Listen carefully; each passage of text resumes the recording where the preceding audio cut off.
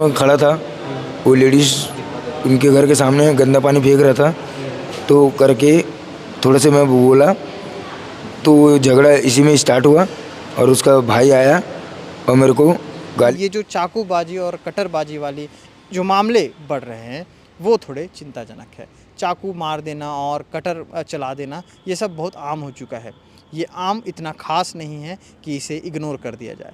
मेरे वीडियो को आप इग्नोर कर सकते हैं, लेकिन अगर इस मामले को इग्नोर करेंगे तो हो सकता है कल को आपके साथ भी ये स्थिति परिस्थिति हो सकती है। रात के करीब 11 बज चुके हैं और इस वक्त माइक पकड़ के और कैमरे के पीछे सचिन है और इस वक्त हम लोग लाल बहादुर शास्त्री अस्पताल में खड़े होकर के आपको खबर सुना रहे हैं।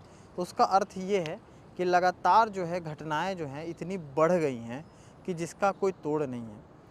आपको अभी 2 दिन पहले हमने एक खबर सुनाई थी, एक ही जगह के 2 शख्स की एक ही थाना क्षेत्र के अंतर्गत अलग अलग व्यक्तियों द्वारा चाकू मारकर, कटर चलाकर और मतलब यूं कहूं तो अधमरा कर दिया जाता है।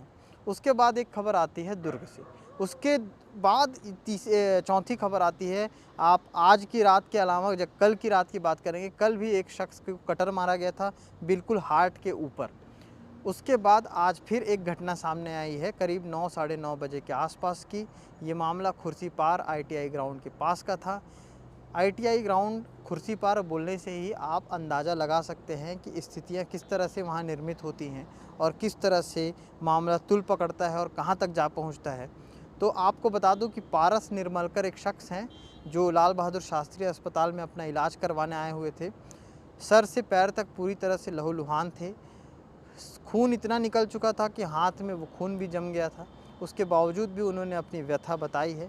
उस व्यथा को लेकर के उन्होंने बताया है कि कुछ दिन पहले उनके घर के पास जब वो नहा रहे थे, उस दौरान कुछ 3 लोग थे जो एक महिला थी उसके साथ बदतमीज़ी कर रहे थे। अब ये वहाँ का किस्सा था, वो किस्सा वहाँ पे पलट गया। 2-3 दिन होते हैं, 2-3 दिन बीतने के बाद उसके बाद खुर्सीपार में बाबा की बारात वाला माहौल निकला। माहौल निकलने के बाद सारी चीज़ें ठीक हो गई थी। आज अचानक से वही 3 लोग पारस निर्मलकर के ठीक सामने आते हैं और विवाद की स्थिति पैदा होती है। इस पर पारस निर्मलकर ने इस बात को लेकर के बहस किया कि आखिर तुम लोग उस महिला को क्यों परेशान कर रहे थे। अब उसके बाद जो बातें हुई वो पारस निर्मलकर ने हमें बताई हैं, वो आपको डिटेल में बताएंगे। फ़िलहाल जो डिटेल मुझे आपको बताना चाहिए वो अब तक तो यही पता चला है कि आपस की बहस थी। बहस में कोई पुरानी रंजिश वाला मामला नहीं था। बहस इतनी बढ़ गई कि 3 जो युवक थे उनमें से एक ने वहाँ पर रखा एक बेस बल्ला निकाला और बेस बल्ले के जो ट्यूब होते हैं उस ट्यूब के अंदर से तलवार निकाला, पारस निर्मलकर पे वार किया। वार इतना ज़्यादा था कि वो जो पारस निर्मलकर जो आए हुए थे उनके सर पे जो चोट लगी है वो पूरी पट्टी से बंधी हुई है, भीगी हुई है और खून जो है पूरा जो है टपक रहा था, शर्ट पे पूरे खून के धब्बे पड़े हुए थे। उन्होंने अपनी व्यथा सुनाते हुए बताया कि किस तरह से उन्हें मारा गया। मारने के बाद जिन्होंने मारा था वो खुद पहुँचे हैं थाने और उसके बाद उनके साथ साथ पारस निर्मलकर भी थाने पहुँचा है। खुर्सीपार थाने का ये पूरा मामला था। वहाँ से उसके बाद जो है पारस निर्मलकर को पुलिस वालों ने ही लाल बहादुर शास्त्री अस्पताल लाया। उसके बाद वहाँ पर उनका इलाज हुआ। इलाज होने के बाद जो है ये तस्वीरें जो है हम आपको दिखा रहे हैं।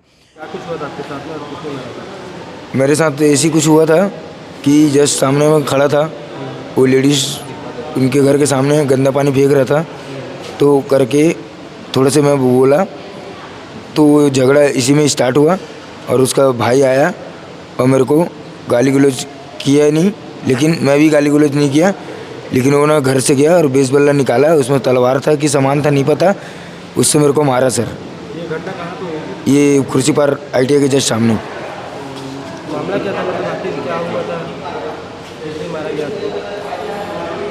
बता रहा हूँ सर, वो उनके साथ सामने ना घर में गंदा पानी फेंकते थे तो घर और सामने वाले मना किए, तो मैं बोले एक लेडीज़ है, लेडीज़ के साथ ऐसा बदतमीज़ी बात नहीं करते, तो मैं उनको बदतमीज़ी से तो वो लोग पिए हुए थे दारू वारू, तीनों भाई चारों भाई जो भी है जिनको जो भी है वो लोग उनके पास आए। अब वो लोग ना आके ना इन लोगों ने मेरे साथ बहस करने लगे। बहस किया सर तो मैं कुछ बोला नहीं, तो ये लोग ना मेरे को आए और सीधा बेस बल्ला निकाला और मेरे को मारे सर, बस। ये खबर दिखाने का अभिप्राय सिर्फ इतना है कि भिलाई जैसे शांतिप्रिय शहर में इस तरह की घटनाएं हो रही हैं, वो कितना ज़्यादा आपके लिए मायने रखता है, ये चिंतन करना आपके लिए बेहद ज़रूरी है। क्योंकि आप हो सकता है कि अब मोबाइल रख करके सो जाएंगे, लेकिन हो सकता है अगर इस तरह से स्थिति बढ़ती रही तो आज दूसरे के घर पे आँच आई है, हो सकता है कल को आपका घर भी जल सकता है इस आँच में। तो इसीलिए लगातार मुस्तैद रहिए, सावधान रहिए, सतर्क रहिए। अगर ऐसी कुछ चीज़ें होती हैं तो बिल्कुल पुलिस को इत्तला करिए। अगर पुलिस मानती है, नहीं मानती है, वो सारी चीज़ें, ऐसी कोई दिक्कतें आती हैं तो बिल्कुल मीडिया आपके सहयोग के लिए हमेशा रहती है। केपी न्यूज़ के डिस्क्रिप्शन में जा कर के आप हमारा नंबर ले सकते हैं, वहाँ से हमें कॉल करके बता सकते हैं आपके आसपास की अगर कोई ऐसी घटना है तो। लगातार ये जो घटना बढ़ी है, इस घटना के बाद क्या कुछ एक्शन होता है। दुर्ग पुलिस में जितेंद्र शुक्ला जो एसपी हैं, उनके आने के बाद लगातार एक आशा जागृत हुई थी कि जो क्राइम है, क्राइम का रेशियो वो कम होगा। क्राइम का रेशियो एक तरफ कम होता भी नज़र आ रहा है, लेकिन ये जो चाकूबाजी और कटरबाजी वाली जो मामले बढ़ रहे हैं वो थोड़े चिंताजनक है। इसी तारतम्य में एक खबर और आती है उतई से। उतई में एक शख्स जो अपनी ही पत्नी पर ये संदेह कर रहा था, शक कर रहा था, और उसके बाद उसने हत्या कर दी, उसकी टंगिए से उसे काट डाला। अब चाकू, कटर और उसके बाद टंगिया, और टंगिए के बाद एक खबर और जुड़ती है। ये चूँकि संगीन अपराध है और ये मामला जो है लगातार केपी न्यूज़ में दिखाया भी गया है कि आज जो कुछ भी हुआ था, किस बेरहमी से उसने अपनी पत्नी को टंगिए से मारा, और उसके बाद मारने के बाद जो चीज़ें हुई वो सारी चीज़ें हमने दिखाई। इसी के साथ एक मामला और जुड़ता है गनियारी का। गनियारी में जिस वक्त दादी और पोती को मारा गया, मारने के बाद लगातार जो है क्षेत्र में सनसनी फैल गई। क्षेत्र में सनसनी फैलने के बाद ये उम्मीद थी कि हो सकता है कि जल्द आरोपी को पकड़ा जाए। पहले तो ज़मीन विवाद की स्थिति पैदा हो रही थी कि हो सकता है ज़मीनी कोई मामला हो, क्योंकि आसपास ही उनके बच्चे रहते थे। लेकिन अब तक इस मामले पर किसी भी तरह की कोई पकड़ या कोई सुराग नहीं हो पाया है। पुलिस भी लगातार जांच कर रही है, लेकिन उनके जो माथे के शिकन है वो भी परेशानी में नज़र आ रहे हैं।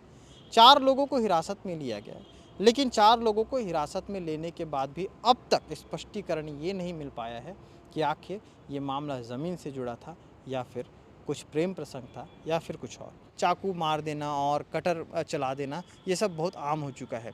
ये आम इतना ख़ास नहीं है कि इसे इग्नोर कर दिया जाए। मेरे वीडियो को आप इग्नोर कर सकते हैं, लेकिन अगर इस मामले को इग्नोर करेंगे तो हो सकता है कल को आपके साथ भी ये स्थिति परिस्थिति हो सकती है। तो फिलहाल के लिए इतना ही। आगे क्या अपडेट रहेगा इस रात में, इस खबर को सुनाने का अभिप्राय सिर्फ इतना था कि लगातार जो मामले बढ़ रहे हैं उस मामले को सीरियसली लिया जाए, चाहे वो शासन प्रशासन हो, चाहे वो लोग हों जो ये वीडियो देख रहे हों। शुक्रिया।